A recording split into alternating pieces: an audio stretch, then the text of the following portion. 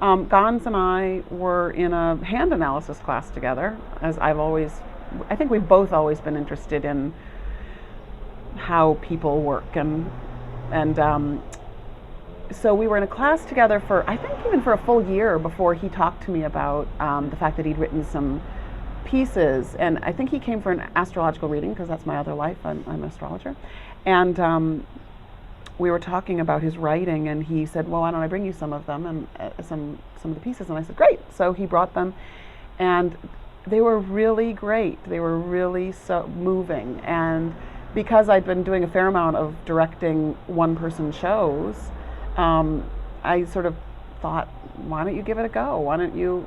And even at that time, I just said, why don't you do a one-man show, without thinking that I would necessarily be involved, and just saying, why don't you see what it's like to memorize some of these? Why don't you see what it's like to put them in order or in a certain shape and see what it feels like? But I remember being I remember the moment of him reading the first story and thinking, wow, this is really beautiful. And so it wasn't as though he gave you the script or manuscript so much as oh, let me read them to you? Yeah, he wanted to read me a couple stories, and I'm glad he did, because Gons has a really lovely presence and energy, and had a very specific idea about how they should be shared, you know.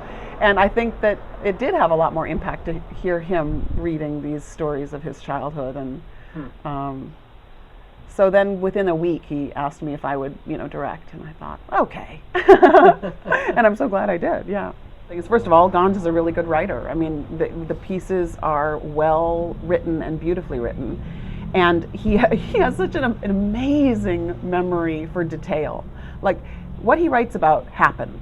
And when I try to go back in my life and think, oh, when I was 6, there's nothing. It's like a complete blank. Do you know? I mean, So he captures these amazing details from childhood. And, as we're rehearsing the play now, it's every piece, when we finish it, I'm sort of moved every time, moved by the innocence of childhood, and by the simplicity of his childhood dreams, in a way. Like, this is all I need, this feeling of and this next step, and this next step. And also his gratitude, like the gratitude that comes through this piece, the gratitude for the journey that he's on, the gratitude for the opportunities that have been presented to him throughout his life, the opportunities that he's created for himself.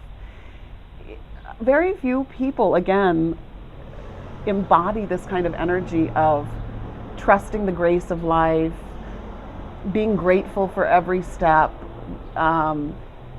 going through some incredible hardship, and actually coming out the other end and being way stronger and more purposeful. And Gons also, I think, from the get-go had a pretty clear idea of what he wanted his life to look like, and it's looking that way, which is another thing that very few of us can say, that it's, the whole thing with the American Top 40 is so wonderful. I mean, this is a more trivial part, not trivial, but a lighter aspect of that. But I mean, to think about the fact that from the time he was how old, like a kid, he was keeping track of the top 40 songs for all these years, and then he knew he wanted to work for Casey, and he knew he wanted to be involved in Billboard magazine, and he just went and did it without much problem. Like, get out of college, okay, that's where I'm headed, and he just went and did it.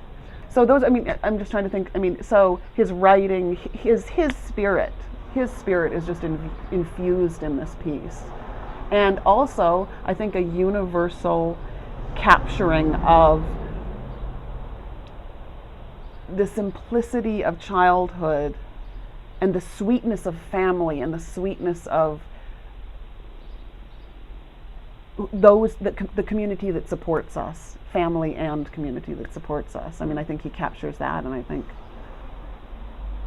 that's also very rare, to have grown up in a family that is so, you feel so deeply held, and he still does. And this piece is like a great thank you,